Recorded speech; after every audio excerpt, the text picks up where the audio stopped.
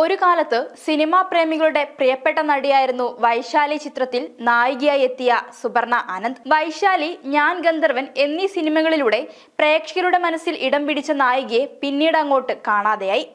ചോദ്യങ്ങളുമായി ആരാധകർ എത്തുന്നുണ്ടായിരുന്നുവെങ്കിലും മറുപടി പോലും പറയാൻ നിൽക്കാതെ സുപർണ അപ്രത്യക്ഷയായി.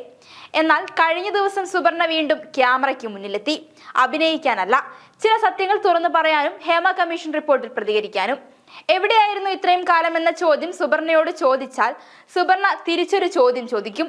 മലയാള ചലച്ചിത്ര ലോകം ഇന്ന് പടുകുഴിയിലെത്തിയത് എങ്ങനെ? അതാണ് സുപർണയോട് ചോദിച്ച ചോദ്യത്തിന്റെ ഉത്തരവും. അധികാരികളോട് ചോദിക്കാൻ ചില ചോദ്യങ്ങളും നടിയുടെ കയ്യിലുണ്ടായിരുന്നു. മലയാള ചലച്ചിത്ര മേഖലയിൽ മോശം പെരുമാറ്റം എല്ലാ കാലത്തും ഉണ്ടായിട്ടുണ്ട്.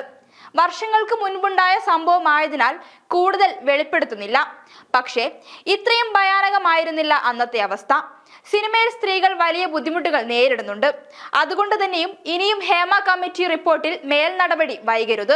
അതോടൊപ്പം എന്തുകൊണ്ടാണ് മുകേഷിനെ സർക്കാർ സംരക്ഷിക്കുന്നതെന്ന് തനിക്ക് മനസ്സിലാവുന്നില്ല. ആരോപണ വിധേയനായ MLA മുകേഷ് രാജിവെക്കണം. മുതിർന്ന നടന്മാരായ മമ്മൂട്ടിയും മോഹൻലാലും ഹേമ കമ്മിറ്റി റിപ്പോർട്ടിൽ പ്രതികരിക്കണം. സിനിമയിൽ പ്രയാസങ്ങൾ നേരിട്ടതിനാലാണ് സിനിമ ഉപേക്ഷിച്ചത്.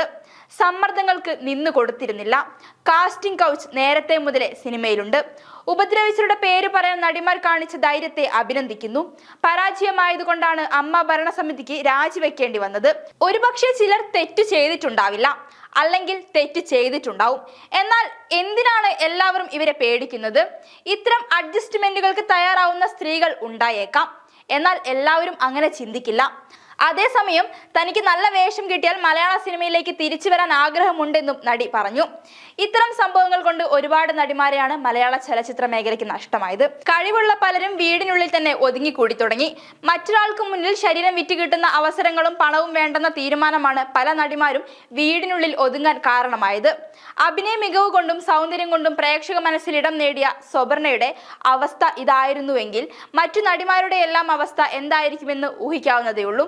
സുപർണയുടെ ആദ്യ നായിക കഥാപാത്രമായിരുന്നു വൈശാലി.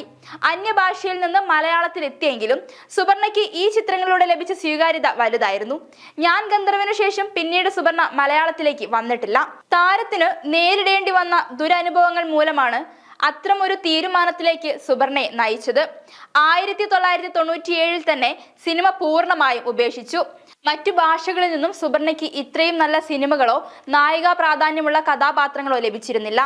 ഒരാൾ താൻ അത്രത്തോളം ഇഷ്ടപ്പെടുന്ന മേഖലയിൽ നിന്നും വിട്ടു നിൽക്കണമെങ്കിൽ ആ മേഖലയിൽ നിന്നും അവർക്ക് കിട്ടിയ അനുഭവങ്ങൾ കൊണ്ട് തന്നെയായിരിക്കും. അതുതന്നെയാണ് ഇവിടെ സുപർണയ്ക്കും സംഭവിച്ചത്. ഇഷ്ടപ്പെട്ട മേഖലയിൽ നിന്നും കിട്ടിയത് ഒരു കൂട്ടം ദുരനുഭവങ്ങൾ. എന്തായാലും ഹേമ കമ്മീഷൻ റിപ്പോർട്ട് പുറത്തു വന്നതോടെയും അമ്മയിലെ കൂട്ടരാജിയോടെയും ഇനി വരുന്ന സംഘടന എല്ലാവരെയും ഉൾക്കൊണ്ട് മുന്നോട്ട് പോകണമെന്നാണ് സുപർണ പറയുന്നത്.